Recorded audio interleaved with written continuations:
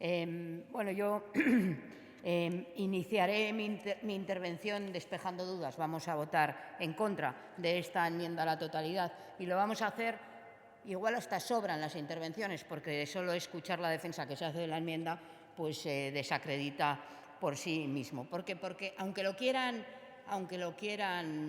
ocultar, el problema de fondo es que aquí hay un debate de si de verdad estamos comprometidos por hacer esa transición energética que no solo nos exige la Unión Europea, sino que nos exige el sentido común, que nos exige el poder mantener nuestro planeta el mayor número de años posible. Ya yo no tengo ni la perspectiva de que lo consigamos para siempre, y esto llega tarde.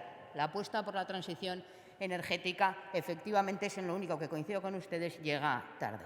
Llega tarde porque ya la primera iniciativa que yo traje a este Parlamento era aquello de la declaración de emergencia climática y, por tanto, pues desde luego el debate que tenemos que tener hoy es cómo vamos a abordar esta situación.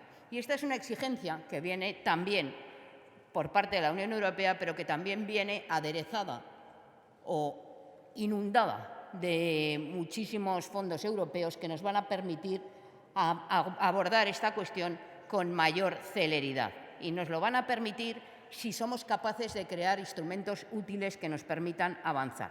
Y creo que es importante tener el debate de si queremos hacer esa transición energética o no, y de si queremos hacerla bien o no.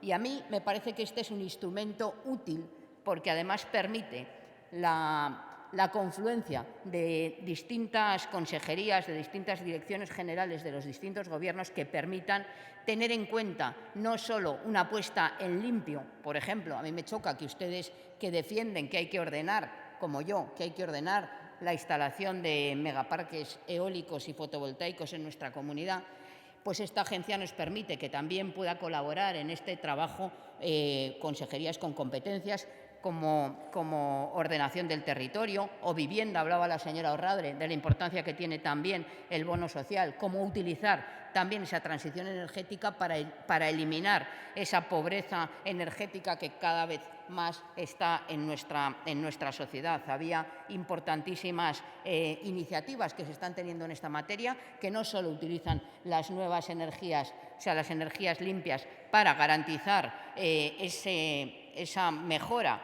por la sostenibilidad del planeta, sino también para garantizar esa mejora social que permita facilitar energía a los sectores más desfavorecidos.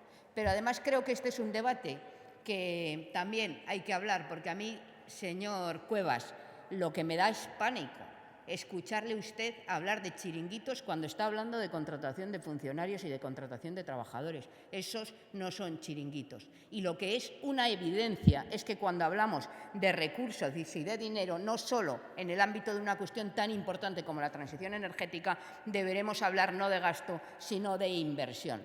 Porque es necesario invertir para poder conseguir objetivos. Y le voy a decir una cosa, si dicen esos informes, como usted viene a decir, que vamos a pasar de 10 funcionarios a 23, a mí quizá lo que me parece es que sea insuficiente, porque el que los ciudadanos tengamos acceso a las ayudas, acceso a las formas de mejora para la ordenación de nuestra propia transición energética en los domicilios, las comunidades energéticas, algo por lo que también apostamos, necesitamos de empleados, de trabajadores que nos den la orientación necesaria, el asesoramiento necesario para que esto se consiga en el menor tiempo posible. Y para eso, evidentemente, necesitamos contratar trabajadores, que es, en definitiva, quien mueve toda esta dinámica. Sabemos cómo dejaron ustedes las administraciones públicas de nuestra comunidad, delgadas, escasas. Cada vez que intentamos acceder a una administración pública para cualquier cuestión, nos encontramos con que no hay personal suficiente, no hay trabajadores suficientes para abordar las necesidades en lo cotidiano.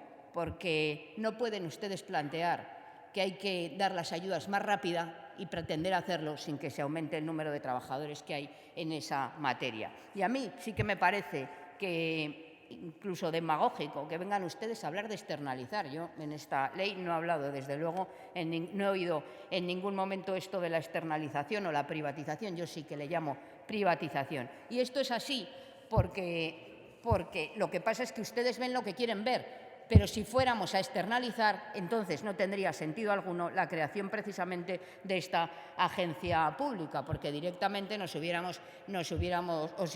decidido la externalización directa, hubiéramos creado el contrato con alguna empresa y estaríamos en ese sentido. Precisamente lo que se pretende es hacer una agencia que apueste claramente en coordinación con todas las consejerías competentes, con todas las direcciones competentes, una planificación ordenada de esa transición energética que se permita hacer con celeridad. Y yo también le digo que lo introduciremos a lo largo de las enmiendas, una vez que sea rechazada esta enmienda a la totalidad y podamos mejorar esta ley, porque hay cuestiones que son fundamentales. La vertebración territorial. Es necesario crear oficinas descentralizadas en todos los ámbitos.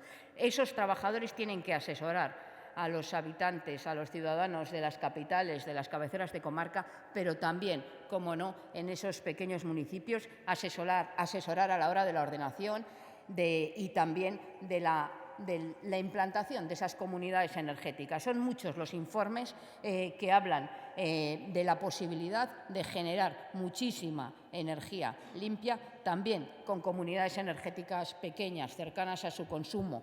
También tendremos que abordar cuestiones de transporte. En definitiva, invirtamos en transición energética, invirtamos en descarbonización y, por eso, invirtamos, desde luego, en un instrumento que nos permita hacer una atención integral al ciudadano y a las administraciones para mejorar la transición energética y acabar con el proceso de descarbonización en la Unión Europea. Muchas gracias. Muchas gracias, señora Moreno.